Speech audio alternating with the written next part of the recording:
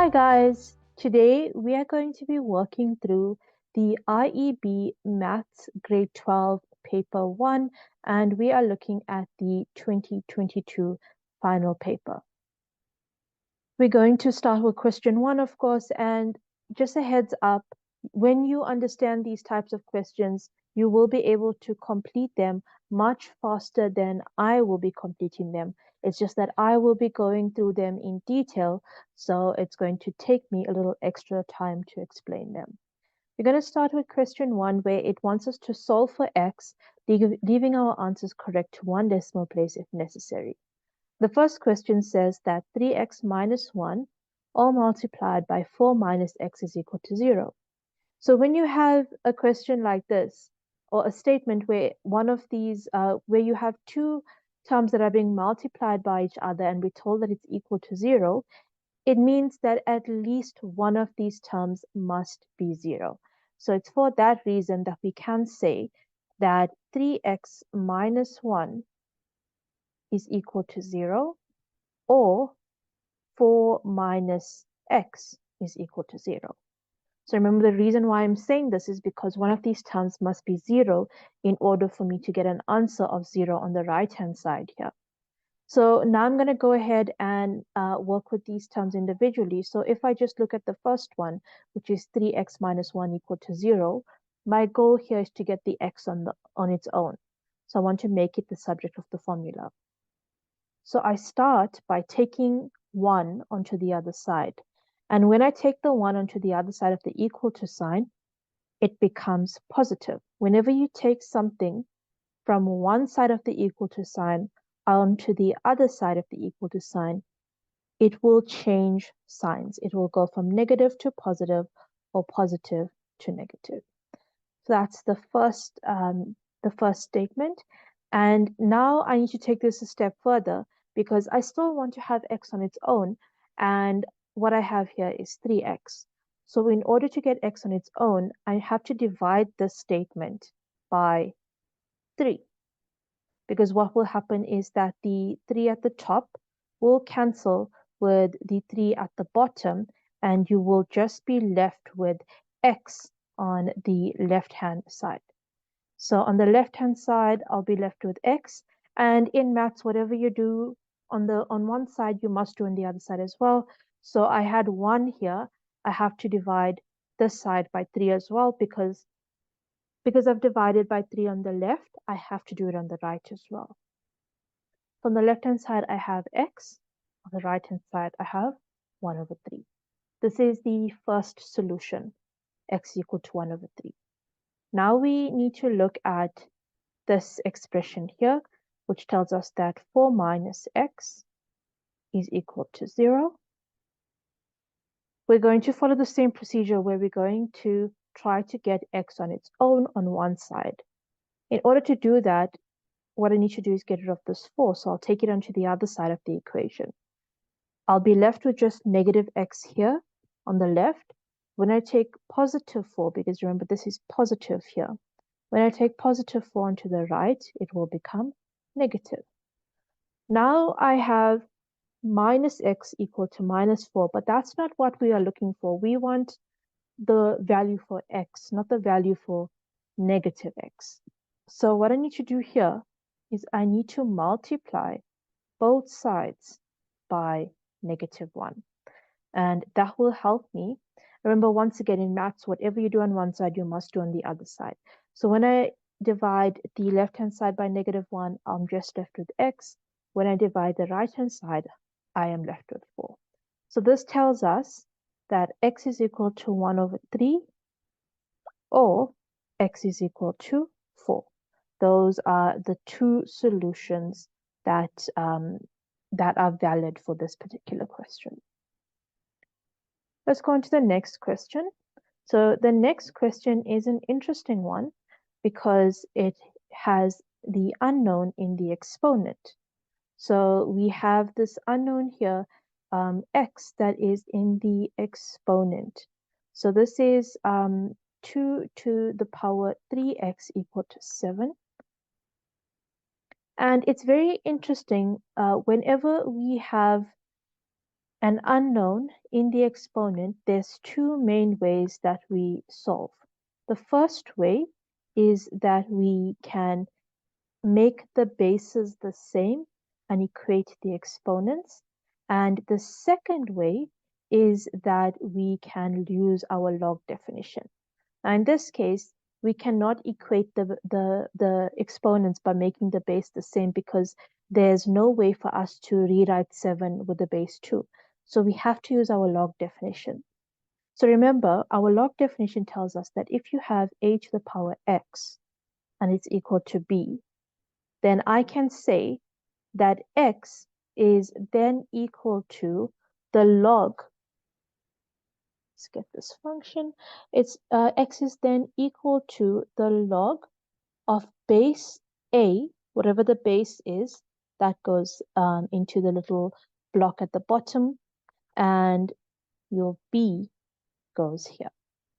So applying this principle now to our question, it must mean that 3x, the exponent 3x, is equal to log, and we have two little blocks that we need to fill here.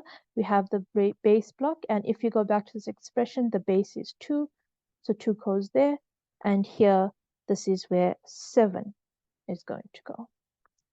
Now, what we do next is we simply put this expression here into our calculator in order for us to get an answer.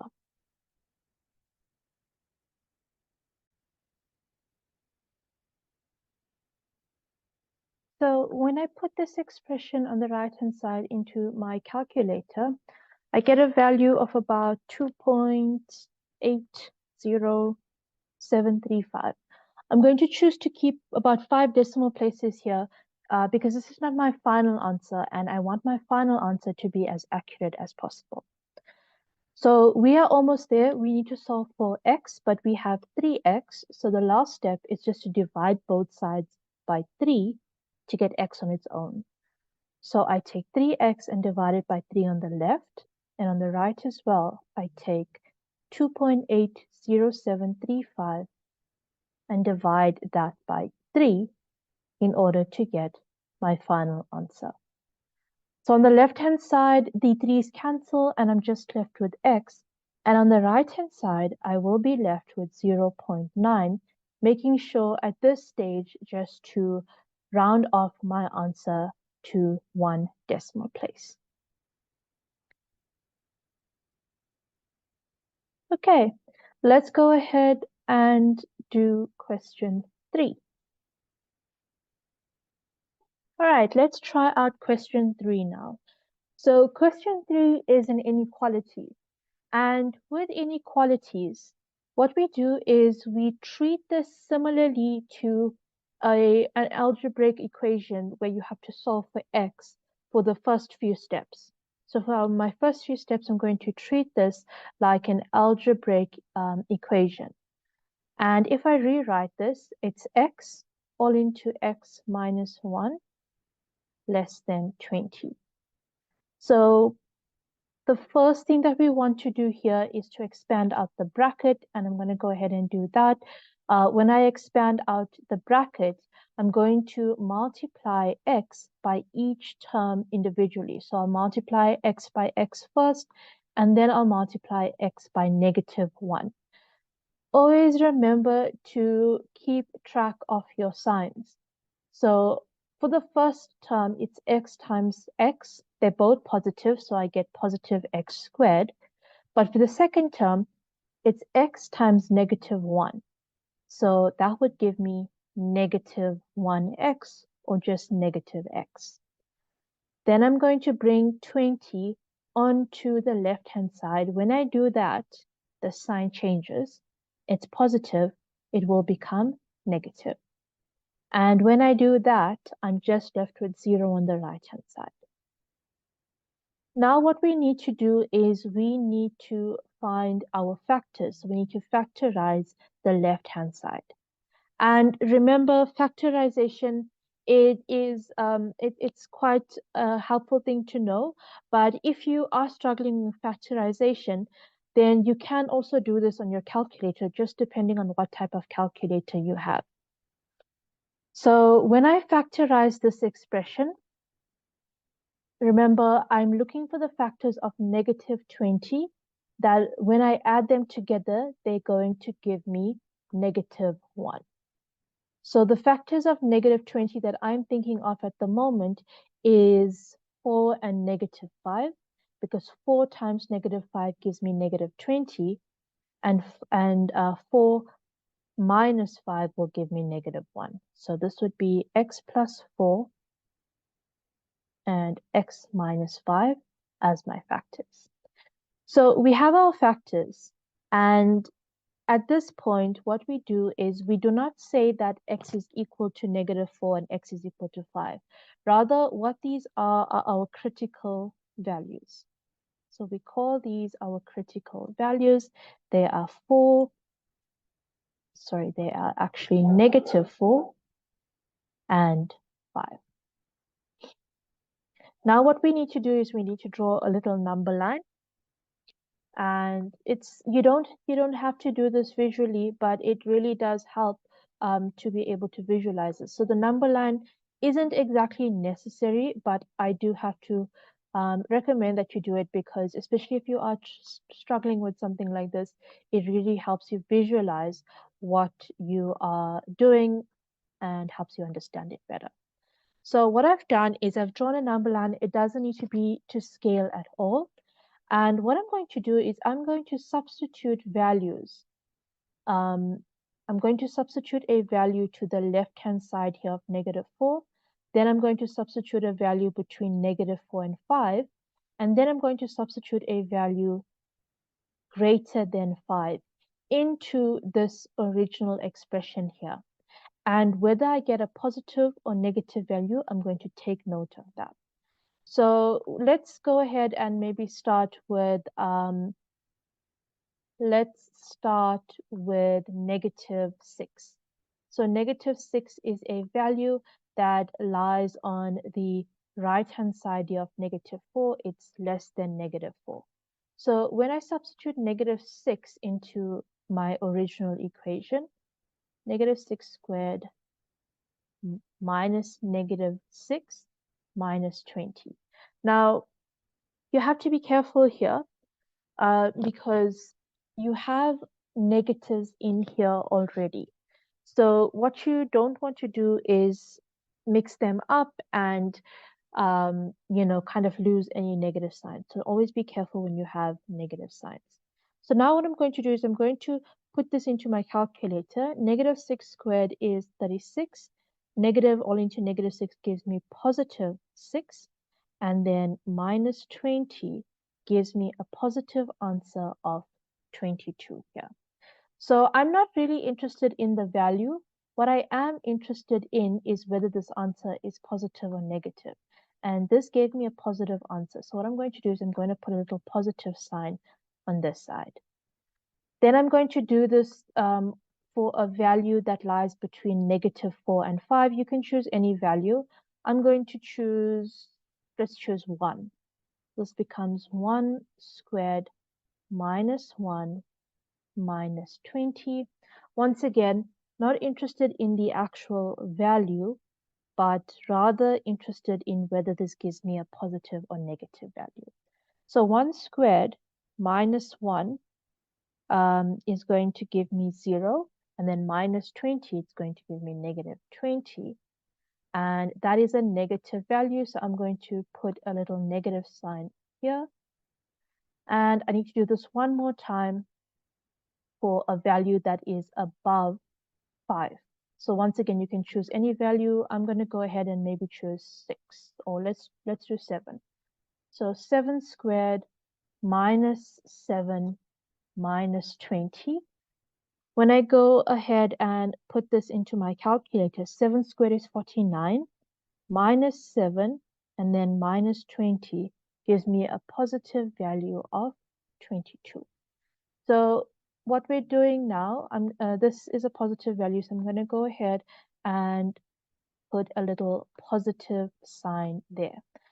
Now what we need to do is we need to look at our original expression, this original expression here. So when we look at that original expression, it told us that we are looking for values of x when this is less than 0.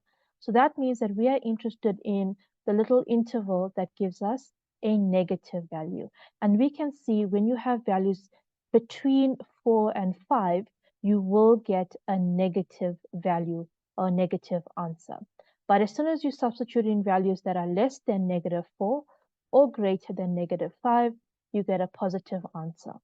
So our solution lies between -4 and 5. So now we just need to write out our final answer. And just for context, all of this here is not really necessary as part of your working in order to get all of your marks. It's just some extra stuff that I've added in here for your understanding, but you do not need to show this part to get marks for it. Our final answer is then going to say that x is greater than -4 and less than 5. This is our final answer. It tells us that the values for x for when this expression here is less than 0 is when x is greater than -4 or less than -5.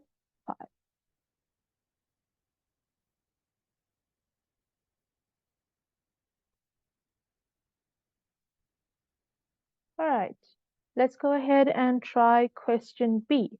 So question B is an interesting question.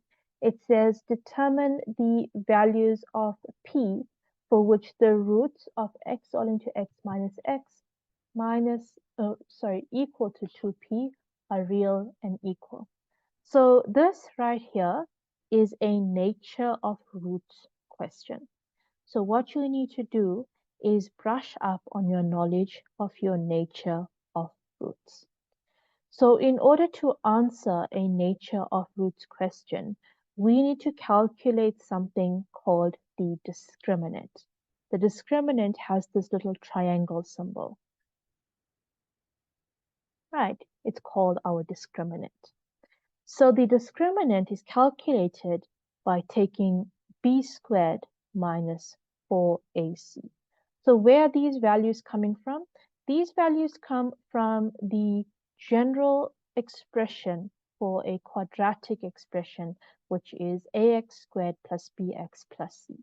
So any quadratic equation can be written in its general form like this, and this is where you get your a, b, and c values from. So looking at our equation, let's write this out. We have x all into x minus 6 equal to 2p. I'm going to go ahead and expand this out and then bring everything onto one side of the equation. Times x gives me x squared. X times -6 gives me -6x. And then when I bring 2p onto this side, I get -2p. And then that's equal to 0. So from the above equation, this tells me that my a term is equal to 1. My b term is equal to -6, and my c term is equal to -2p. So my a term, the coefficient of x squared is 1, the coefficient of x is -6, and the c term is -2p. So now I can go ahead and solve for my discriminant. My discriminant we know is b squared minus 4ac. So the b term is -6. So -6 squared minus 4. The a term is 1 and the c term is -2p. So I'm going to simplify this expression. -6 squared gives me 36. And then I have -4 times 1 times -p. So there's this negative here and this negative here, which makes this a positive. And then 4 times 1 times 2 gives me 8. And we have the p. So my discriminant is equal to 36 plus 8p. So we've solved for the discriminant. And now let's revisit what the question asked for. The question asked for the values of p for when the roots are real and equal. So what we need to do now is we need to remember the condition for your roots to be real and equal. So from our nature of roots knowledge, we can say that our roots are real and equal when your discriminant is equal to 0. This just is a little bit of theory that comes from our nature of roots knowledge. So that means that I need to take this discriminant, that's the expression, set it equal to 0, and now just solve for p. So this is actually not a very difficult equation to solve.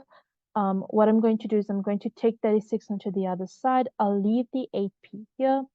Taking 36 onto the other side makes it negative. I need to get p on its own, so I need to divide both sides by 8. So I have 8p divided by 8 here equal to negative 36 divided by 8.